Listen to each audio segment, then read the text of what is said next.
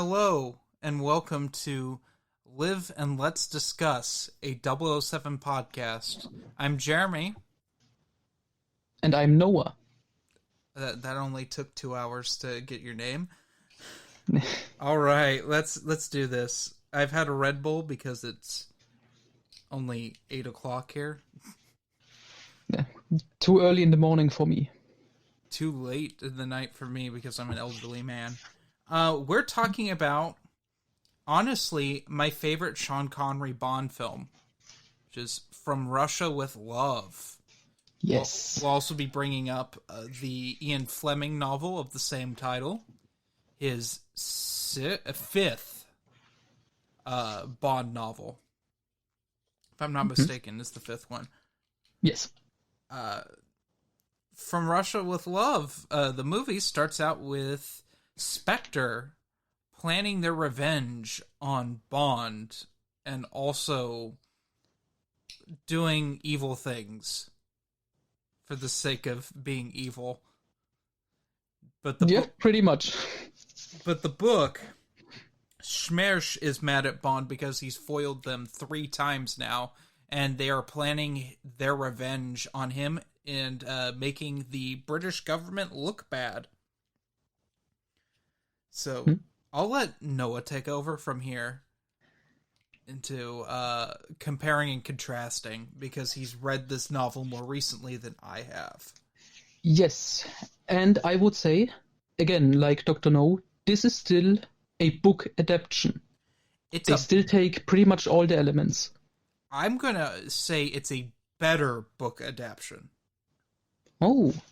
Just a hair better. From Russia with Love is definitely my favorite Connery Bond film. It's definitely in my top 5. Yeah. It's also one of my, I think it's my favorite Bond novel. It's because over Moonraker? Oh, that's true. I like From Russia with Love. It's the first one that really starts having continuity. And they start bringing up things from previous books, and it's about the build of in both of these.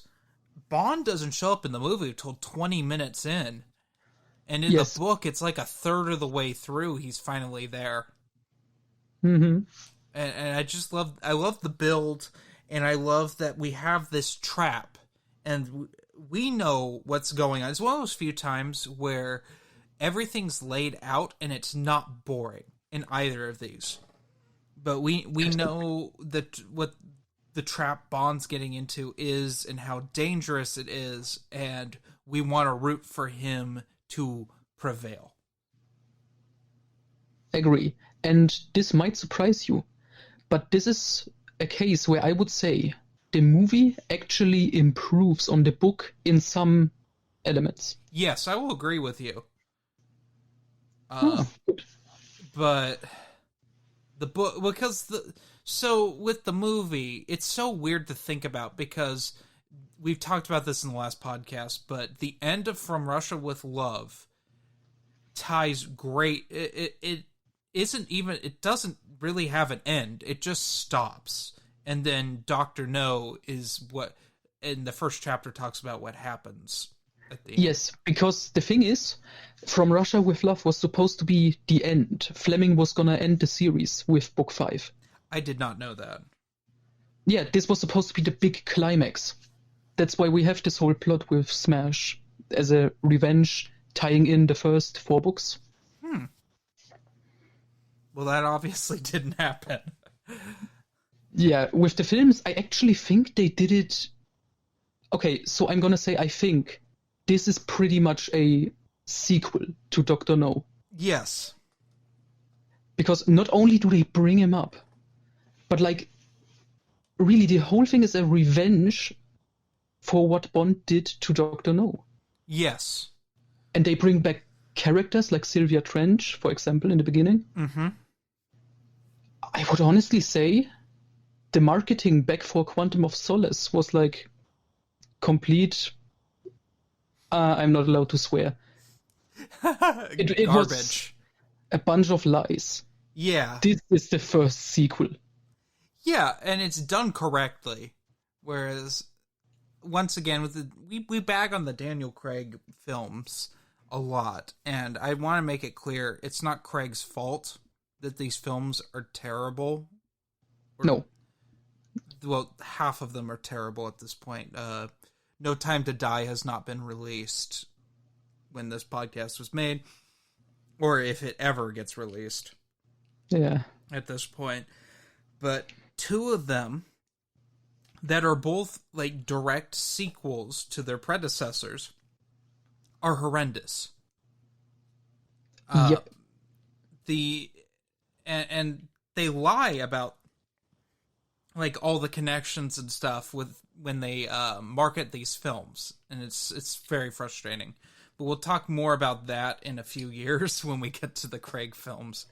Yep. But there is to say, Quantum of Solace is a movie you pretty much can only watch if you have seen Casino Royale before. Yeah, and even then you shouldn't. Oh yeah, true. But with From Russia with Love, it works as a sequel, but also as a standalone. Yes. As it should. Yes. And I just love this book. I love the book, and I love the film. And one of the big things I love about both of them is the setting and how we really start to see Fleming's descriptions of places and peoples. Just fascinating. And oh yeah, because most of the film takes place in Istanbul. Yes. And I love it. I love the setting of the film. Yeah, it's great, especially with the characters that we have in the setting.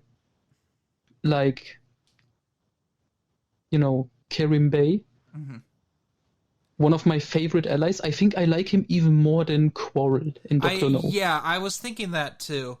He has such great charisma. It's a shame that there wasn't like a short story with him that would have been a prequel. But like that wouldn't have made sense. Because I think that's the first time Bond meets him, right? In both. Yes. Mm-hmm. I know it's the book. But he just has great charisma and is just a great leader, a fascinating leader.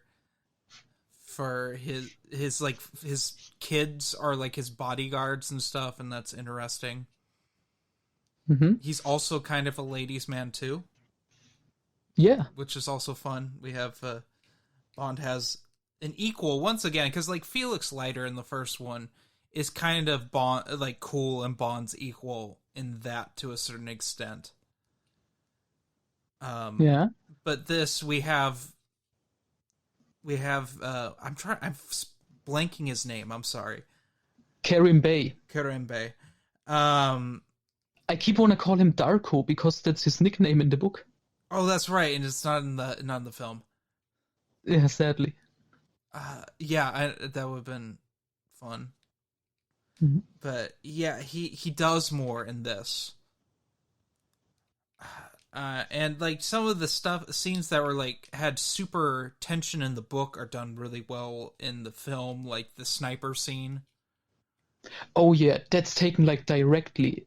And it's a little improved because in the film, Kerim Bey is like injured because he got shot.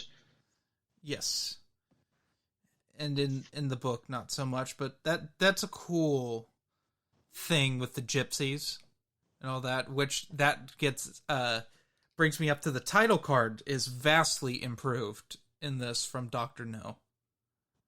With the whole sequence of dancers. Yeah. It feels more Bond, and honestly, it looks like one of the most complicated ones they ever did, because they're literally shining the lights on them, and that's the credits, like, on these dancers. Yeah, I love it. It's so simple. It's basically so simple, but I can imagine how much of a nightmare it was to do. Yeah, that's true. There no computers back then for effects. No digital effects. They did that full analog, and it's wonderful. Looks great. Yeah, I gotta say, this is probably my favorite title sequence.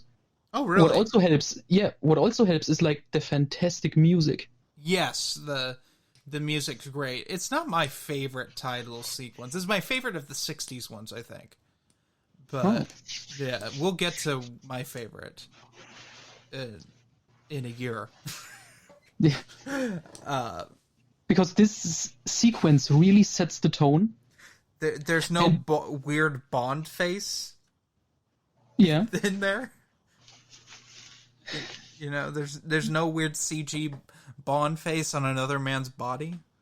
oh yeah, and There, no octopuses. no octopuses. There's no women in bullets that are being loaded into a pistol. There's no X-ray vision. There's no women walking on the sickle and hammer. Nope, only one woman dancing. Yes, maybe two. Yeah, maybe. Maybe it doesn't matter, but it's so simple and it sets the tone really Yep, well. Also, I love in the movie the opening where we think Bond is killed that's so great. by oh gosh, his name's escaping me. Red Grant. Red Grant, which he is freaky in the book. Yes, and I would say he's also pretty great in this film. Yes, he is. They He's tone so it down because they would have never gotten away with what he's like in the book and kept a PG rating. no, and I mean they would have to show a lot of his backstory. Yes. But I really like how they like made his part bigger because in the book we pretty much get him at the beginning like very extensively and then he comes back at the end on the train and everything. In the movie we see him throughout the film. Yes, we can assume in the book that he's been there the whole time. Yeah, but the movie makes it explicit and shows him. Yes, and that adds into the whole paranoia of people following one another in Istanbul, Yeah. which is just it's mentioned in the book. Oh yeah. But I especially love the scene in the gypsy camp when it's attacked. And Red Grant is the one who saves Bond. Yes, that's a wonderful scene. Also, we get to see how tough he is in like the simplest way with Rosa Club punching him with brass knuckles in the stomach. Oh, that makes me cringe every time I see it. Yeah. Oh, did you notice? One of the bad guys, the one who goes with Rosa Clapp on the Spectre Island, I think, where they meet Red Grant, is played by the guy, Walter Gotell, who Yes, played General Gogol. I just noticed that on this watch through. So he was in how many Bond films? A lot of the latter Roger Moore films. So he was in Spy Who Loved Me, Yes. Moonraker, For Your Eyes Only, Octopussy, View to a Kill, Living Daylights, and From Russia with Love. That's It's incredible. 7. Yes. He's horribly dubbed in the beginning. Oh, There is a major audio flub, and you notice it on the Blu-ray real bad, where like his mouth's closed and he's speaking. oh. I mean, that's an issue with most of the earlier Bond films. Everybody is dubbed. The women are always dubbed by the same lady. Well, Nikki yeah, Vanderzil. you dub 90% of your dialogue in a motion picture film because it's too loud on set. That's a common thing. Yes, but they replaced the actual actor's voice. Did you know the actress for Sylvia Trench apparently is also dubbed by another woman for some reason? Really? Yeah, I think I heard so. Which is weird because I'm pretty sure she's like fluent in English. It makes sense with the main Bond girl because the actress is Italian and maybe they were like, her English isn't good enough. Well, she's also they try to have her speak in a Russian accent. Yeah, that's also true. Yeah, I wondered that because it doesn't match up. It's an interesting film. It's probably the most. It's probably the one everyone thinks of when they think Bond. Yeah. Well, that and Goldfinger. Probably. Goldfinger's the big one. I mean, I Yeah. don't think people think Moonraker and Ugh. Bond, or even Thunderball and Bond. Yeah, I would say most people would say like Goldfinger set the gold standard, so to speak. Yes. And this is, and I think they see the first two movies as like pre-Bond. Yeah, I could see that, but this one feels the most spy, the most like a spy movie. Absolutely, because they followed the book close. Yeah, and Goldfinger, when we get to that, I'll just say it now, still kind of feels like a spy movie. But Yeah. when we get to Thunderball, it's kind of downhill, in my opinion, in some regards. But we'll get to that when we get there. All right. I like that this is another small adventure film. Yes, absolutely. And that it's so nice because we live in a world where the world is not enough exists.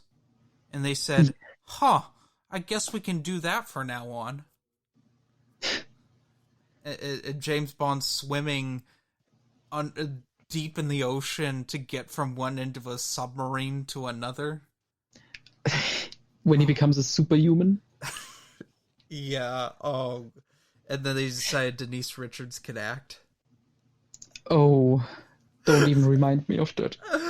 Oh, gosh.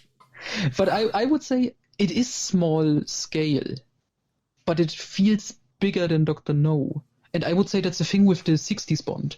Each movie, like, tries to be bigger than the last one, which kinda becomes its downfall with You Only Live Twice, for me, a little bit. Yeah, oh yeah. Well, that's because the budgets kept getting bigger. Yeah, so From Russia with Love was double the budget of Dr. No. And you can tell. Oh yeah, definitely. Far more extras and bigger, larger set pieces, but like I said, it's a smaller scale film. And it's for the benefit. I mean, the climax of the film is a boat chase.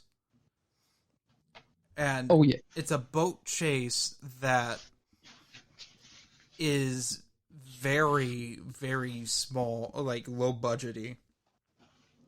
yeah, but it's still great, especially because they are like real boats and real explosions and stuff. And they're literally having stunt people jump over fire. Yes, and someone, I'm pretty sure I saw it, actually burned his hand. Not surprising. I mean, I watched a video on the amount of people who have gotten horribly injured making these films over the decades. Ooh. I mean, Daniel Craig gets injured every single one of his films. Ouch. I mean, I think in Casino Royale, he got some of his teeth knocked out. Ooh. Yeah, but there was a guy, we'll get to this when we talk about, I think it was Thunderball, but a crew member got horribly injured during that. But I love that Bond is able to shoot a helicopter out of the sky. It's the one moment that just cracks me up in this film. Yeah. But that was really a great sequence. The guy is in the helicopter, is trying to throw like a grenade down, and Bond just shoots him in the shoulder, and the guy drops the grenade in the cabin. In the helicopter. Yeah. And the other guy is like, "Oh no, pick it up, throw it out," and then it explodes and kills them. And then it's a terrible blue screen effect where they're Bond and Tanya are in front of the explosion. Where we couldn't put them in front of the real explosion. Yeah, well, obviously. But I think we're neglecting the book a bit here. Yeah. I wanted to go deeper into the beginning of the book because it is we're introduced to the muscle of the film, of the story. Our psycho killer, who's just literally, we go into his backstory of how he went from strangling like people's pets to strangling random women Yeah. And And then he became part of the military and then defected to the Russians just because he wanted to kill more people. yes, and then he's picked up by Shmesh. Yeah, and he has a thing with the moon. Yeah, he's psychotic, and he has like this obsession with he has to kill um on full moons because he gets like sexually off on that, which is Yes, and super he freaky weird. yeah, and he loses completely control. And I think the Russians even say, oh, they let him do like executions in prisons at that time as a reward. Yeah, and we are introduced to Rosa Klebb, who's an Who's absolutely disgusting in the book. Yeah, and they tone it down a little. That's one of my negative points of the movie. But I understand why. They tone down her creepiness.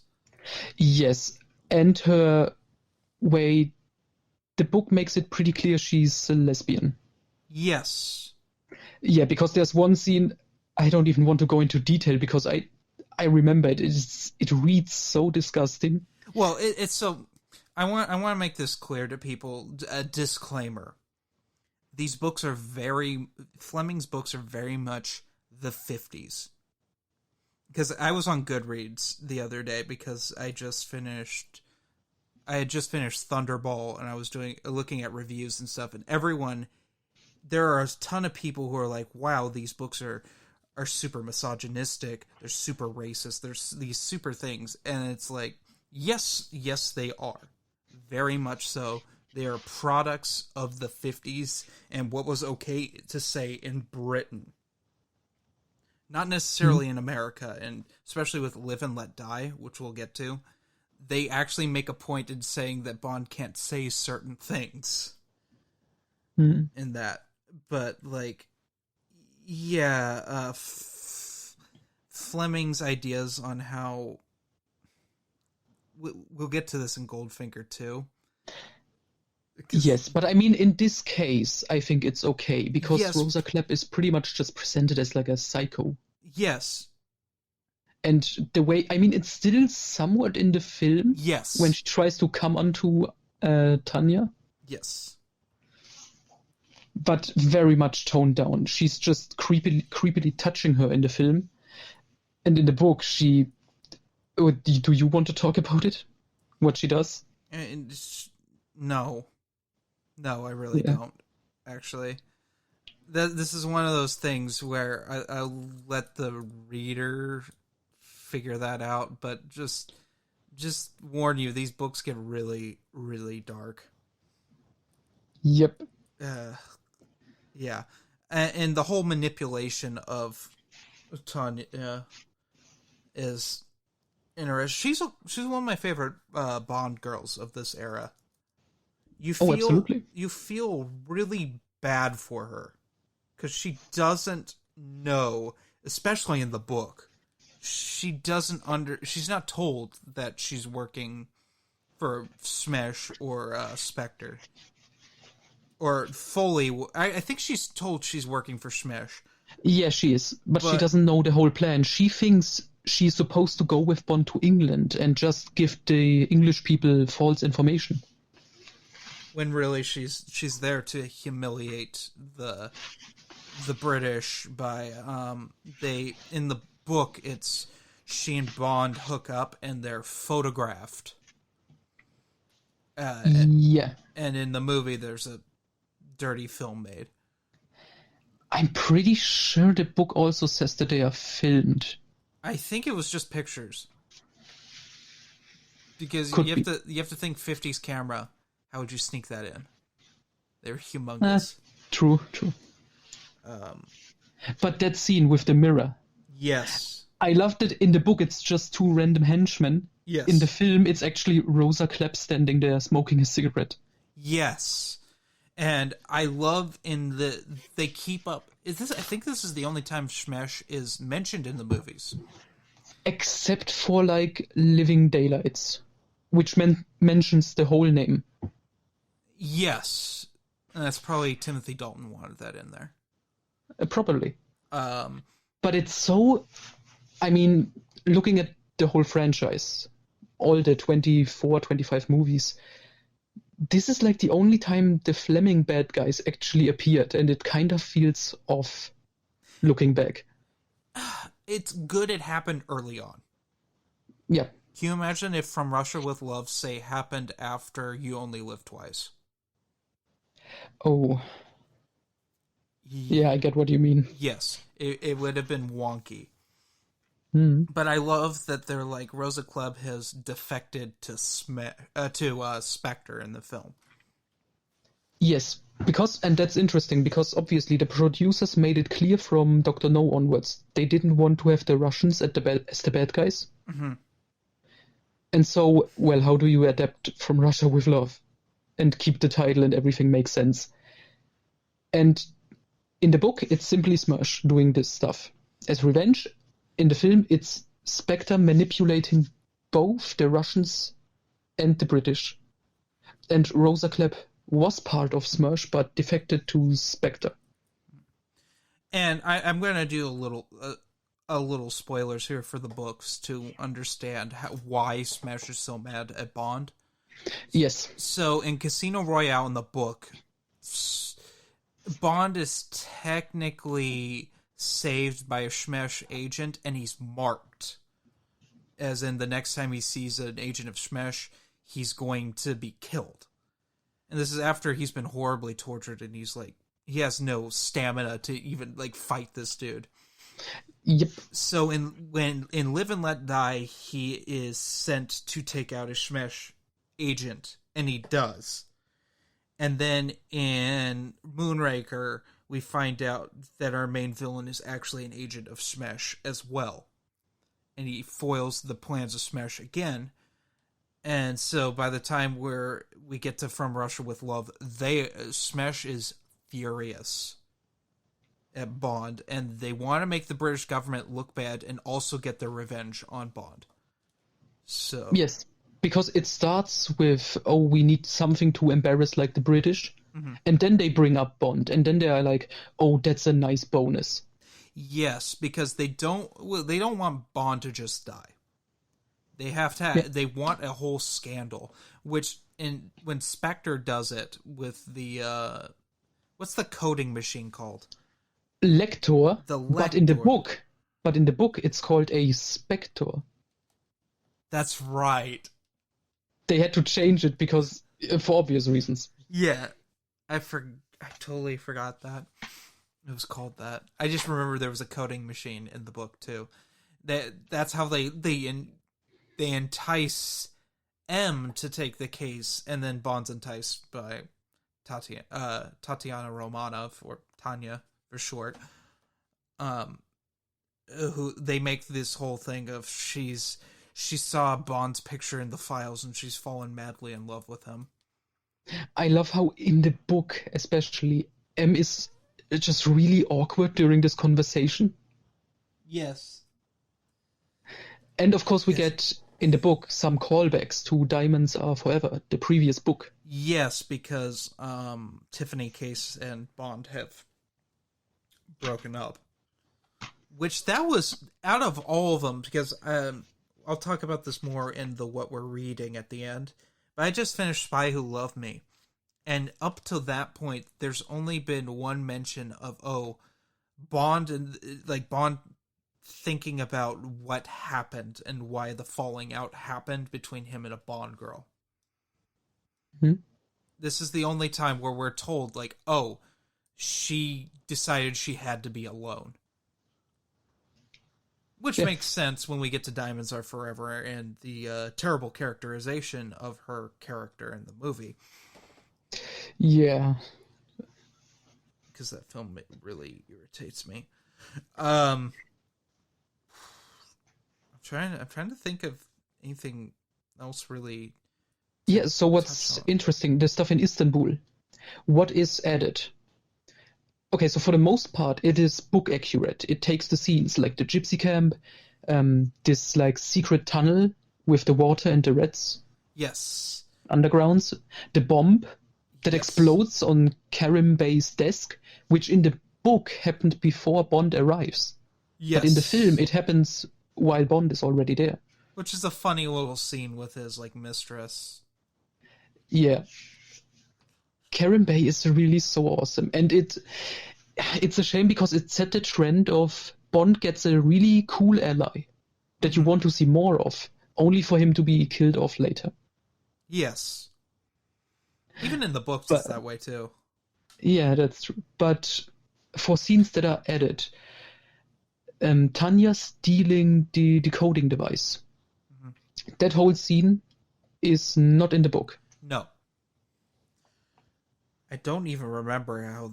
She just has it, right? Yeah. I mean, they are in on it. The people she works with there. They just give it to her, she walks out, and there it is. Yes. What's also added in... So, we need to talk about the whole Orient Express thing first. Oh, yeah, they're on the Orient Express. Famous train from back in the day. And they're not in the film, and I'm completely okay with that. But I will say, that fight on the train Is awesome. it's the best Bond fight ever. Really, ever? In my opinion, yes, because it's the one that feels the most real. And it was really irritating in Spectre when they redid that. Oh, yeah. With, Batista. Yeah. I mean, to be fair, that was still a good part in a bad film in Spectre. Yeah, it's one of the better parts of that film, but that film's terrible. The more I talk to you, the more I can't stand that film. Yeah, I'm doing good. Making you hate Spectre. Yeah. But here, with the fight, it's so... The build-up is amazing. Well, first of all, we find Q takes... First time Q is there. As Q. Like the real Q, played by Desmond Llewellyn. Yes, instead of him being called what his character was in the Fleming novels. Like he was in Dr. No. Yeah, and apparently the director, Terrence Young, at first he insisted the guy from Dr. No and Desmond Llewellyn's character are supposed to be different characters. So they call him like... The guy in Dr. No was called the Armorer, Major Boothroyd. And Desmond Llewellyn here is like called the Equipment Officer. But in the credits, he is credited as Boothroyd. So I don't know what the hell was going on. No, I don't know. It is what it is. But this is Bond's first real gadget, which he also has in the book, by the way, and I absolutely love it. Yes, it is so practical. Because especially when we get, like I've said before, when we get in the Roger Moore era and the Bond gadgets, they just get ridiculous. Because what it is, it's a briefcase that if you don't open it properly, tear gas shoots out. It has secret pockets for ammunition and gold bullion. I think it's bullion. Is the currency in it? Sovereigns. Oh, I think. Sovereigns. My bad. And it has a knife in it that can pop out.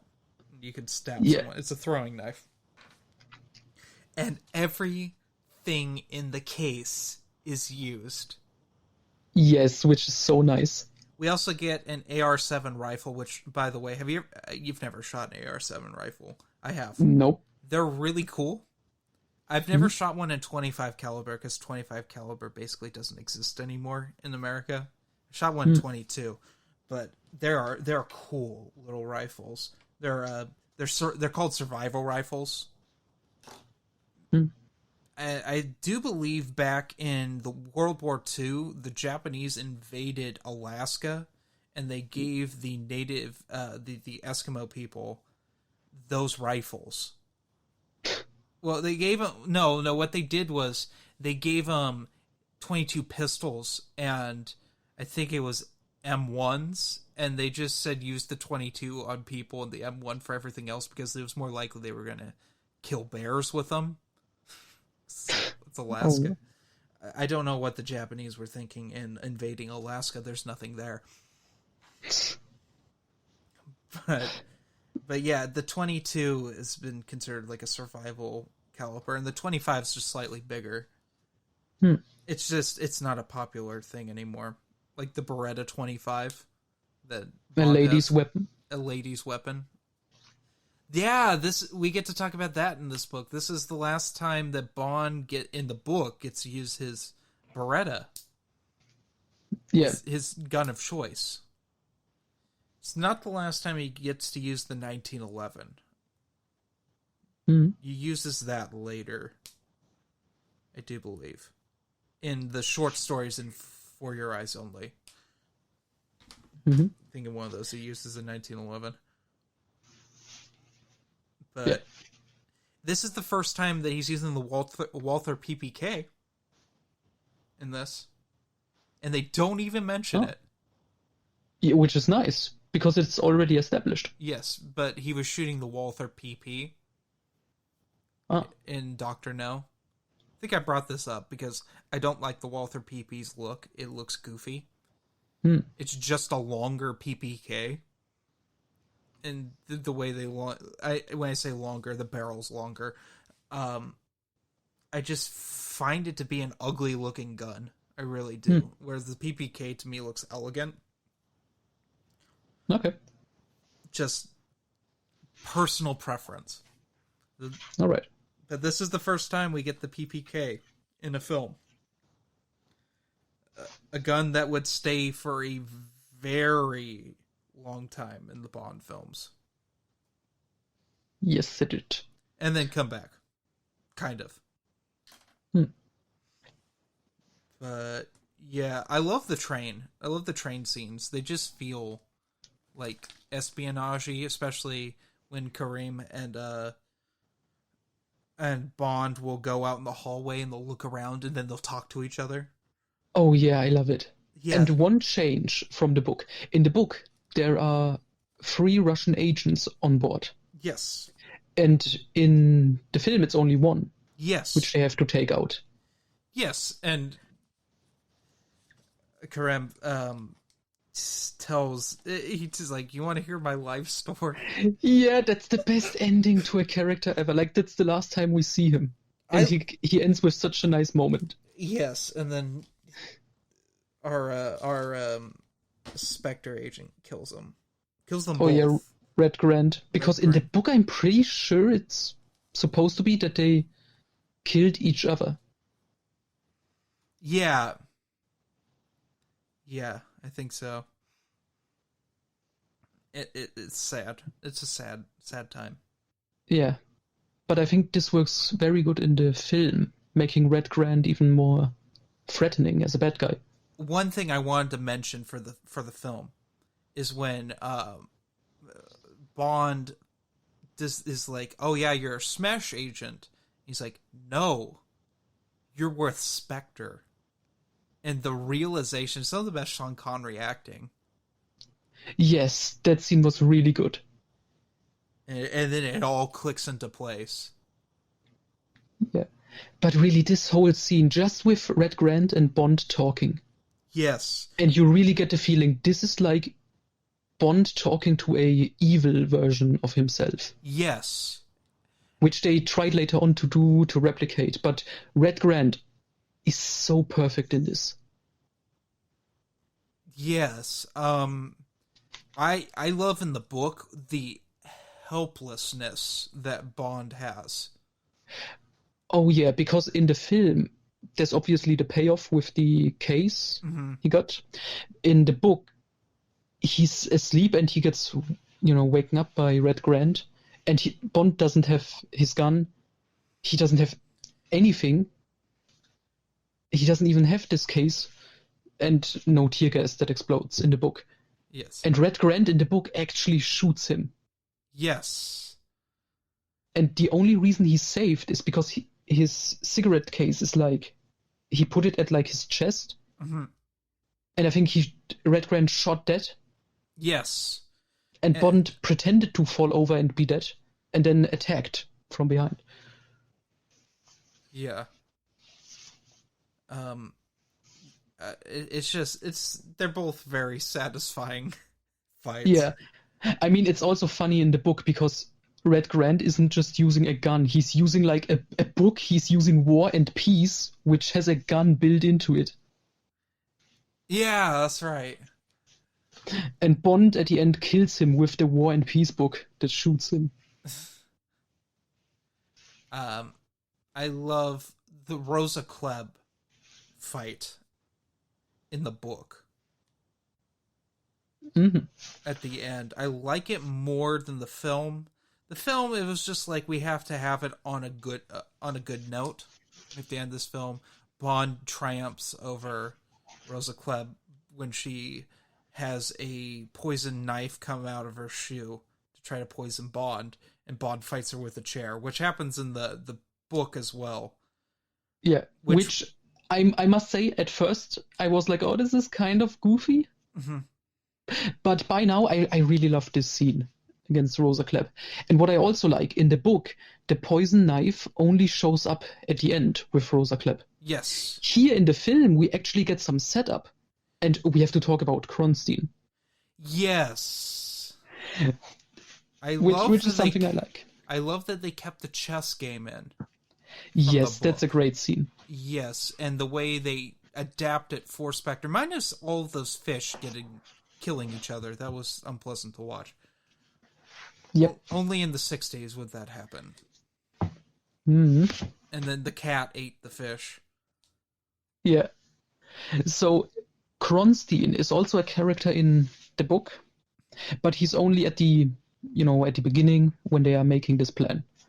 In the film, he's also the head behind the whole plan to get Bond and this Lector machine. Mm-hmm. But he actually gets an ending, which is there to show what a ruthless villain Blofeld is. Yes. How do you like this Blofeld? I was about to swear. I really, really love Blofeld in this.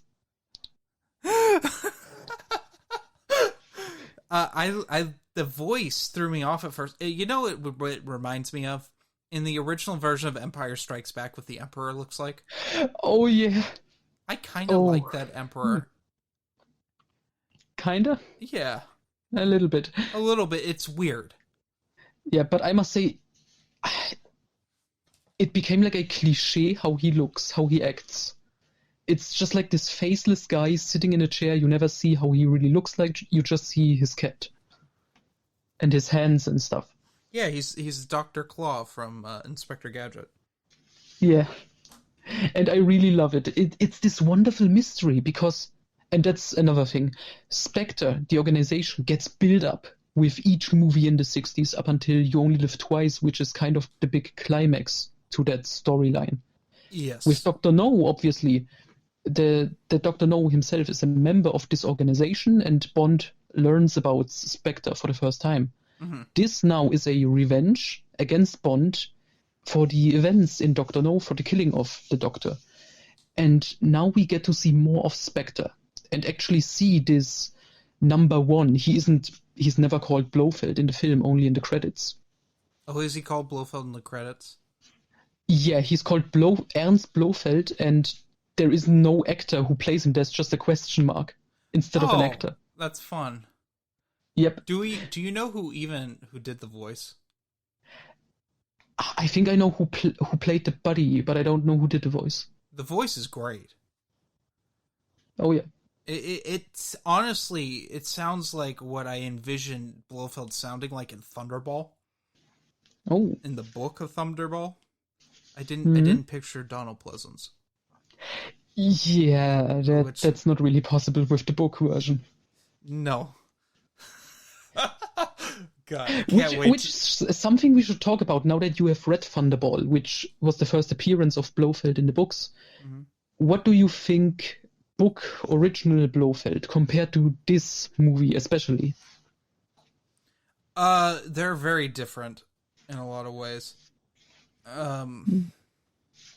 There's this, it's hard to explain with book Blofeld, and we'll talk about it more when we get to the Blofeld trilogy and the films. that trilogy that aren't a trilogy in the film universe. Yeah. It's kind of frustrating. Especially because 2 out of the 3 are really good, in my opinion. Okay. I don't know which 2, but that's fine. Save it. All right.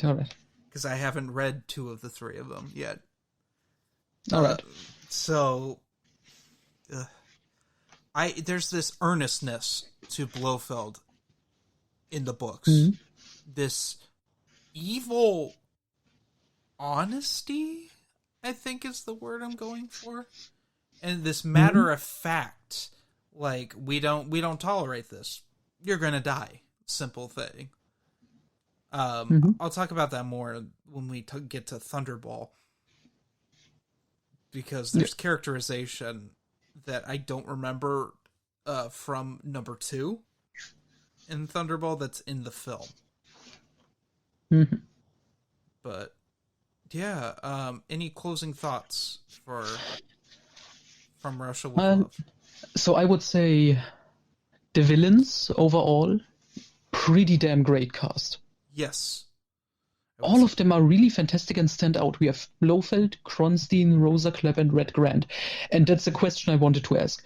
Who do you think is the main villain? I don't think there really is a main villain in From Russia with Love, the film. I think it's Spectre. Yes, because Spectre is beyond like the individual. That's their whole thing. Yep. Because I would say if I think of like From Russia with Love and I think, oh, the bad guy in that one, I would think of Red Grant, simply because he really stands out the most out of them.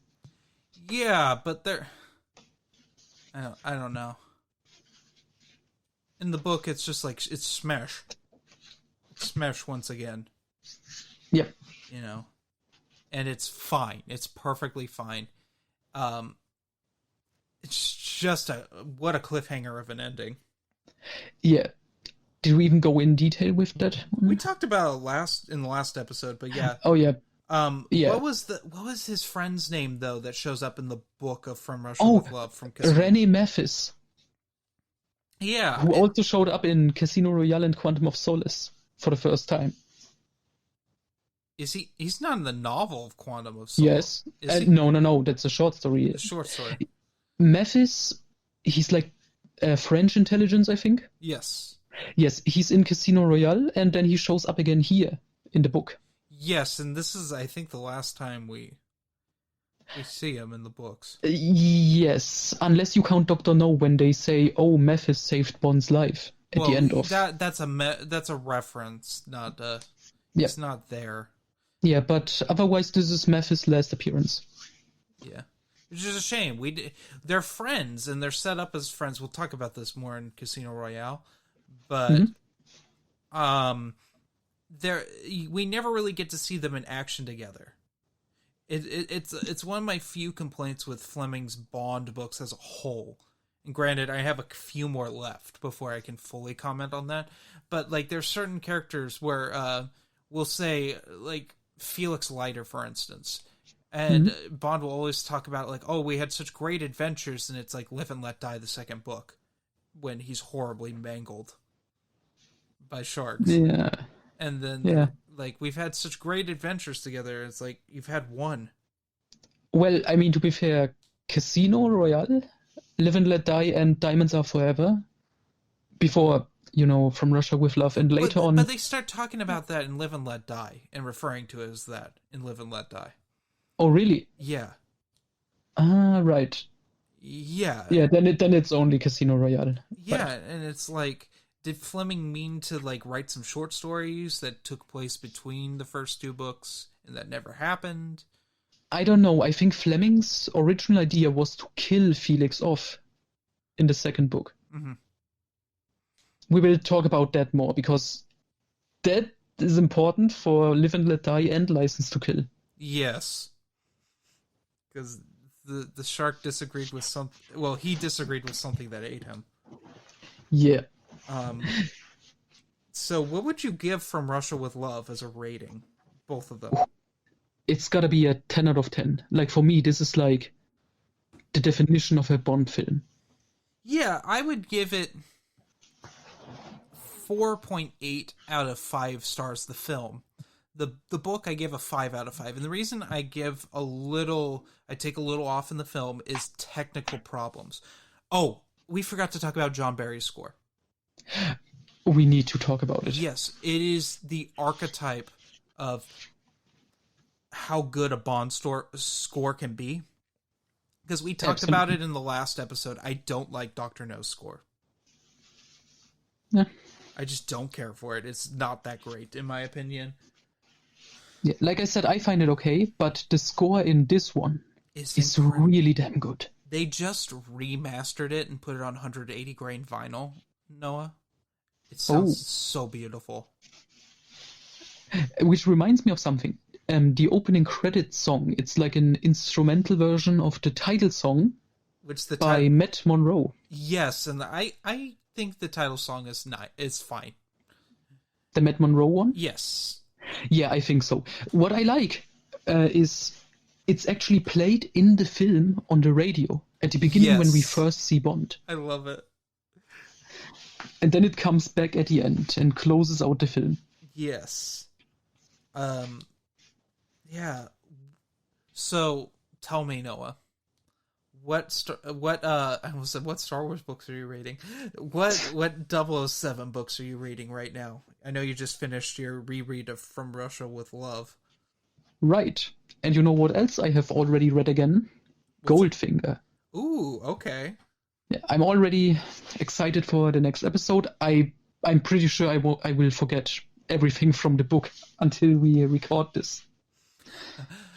Oh, God, do we talk about... I won't give a full review of The Spy Who Loved Me. But, Noah, it's the second worst book I've ever read. Oh, that's pretty harsh. The House on Mango Street is the worst book I've ever read in my entire life. Just an unbearable book of misery.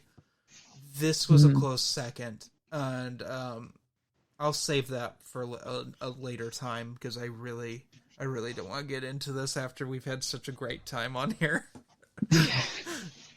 But yeah, I had to take a break though.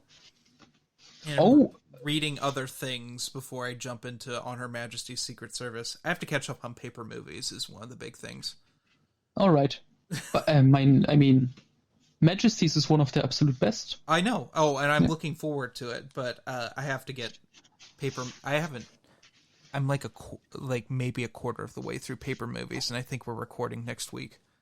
Oh, yeah, you definitely need to catch up. Plus, there was we were a little inside baseball here. We were actually talking about recording a couple of them at once, which, if you know Matthew, it's going to be a lot of hate and acrimony to get the video to look correct. But anyway, hope you all have a great time reading and watching From Russia with Love. We both highly recommend both. Absolutely. And join us next month when we talk about Goldfinger. Ooh. So, have a good one. Goodbye.